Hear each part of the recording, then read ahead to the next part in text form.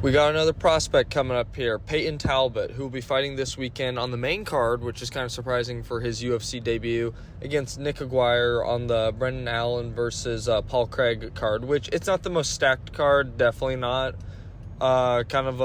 Just a huge drop-off from the pay-per-view we're coming off of UFC 295, but it's not a horrible card. I think there's some decent fights on there.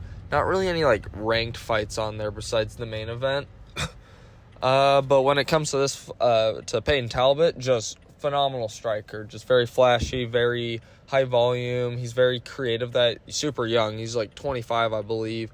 6-0 pro MMA, I believe. Yeah, 5-0 in amateur MMA. So 11-0 total of that. Just he's only gone to decision one time in pro MMA. Just crazy talent. Just a lot going on for him right now. Sorry, there's some vehicles coming around by my house right now, so just kind of seeing that happen. But basically, just great striker, phenomenal even. He's fighting Nick Aguirre, who is not that impressive, if I'm being honest. I haven't really been wowed by him. He hasn't really shown me any reason to really think that he's going to beat Nick Aguirre, or that he's going to beat Payton Talbott. My only real worry is if Nick Aguirre could take down Payton, but I don't really see it because he hasn't really done it that much in his career to an impressive level that Payton's obviously going to be working on takedown defense. He doesn't really have much of a ground game in terms of no submission wins in general.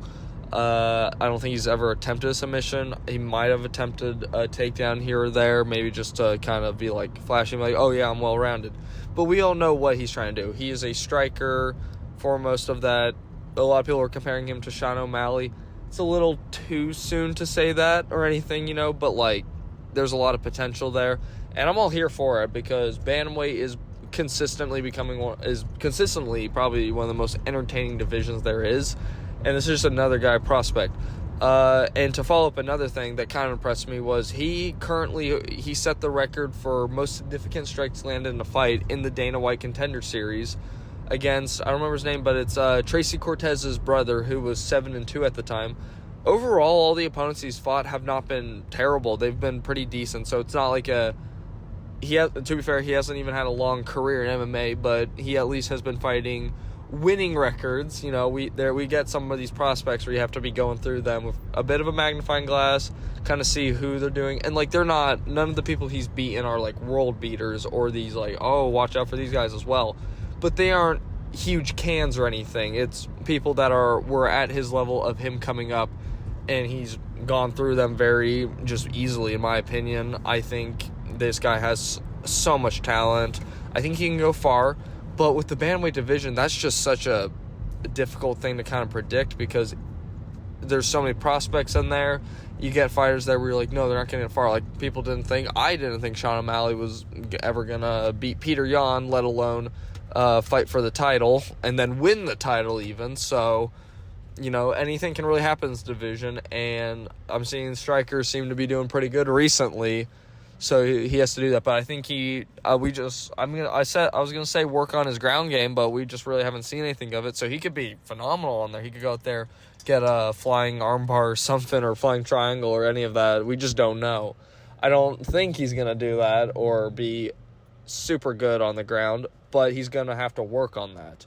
And that's kind of the big thing of he's very good at striking, and I think that's going to be his main skill set. And he's going to be aware that for a lot of these other fighters, their main goal is going to be getting him to the ground and just beating him up there or just submitting him. That's going to be their main goal. But if he works on that, I think we have a scary fighter in there that might make top 15 soon. He's 25, so he's not even in his prime yet. He's super young.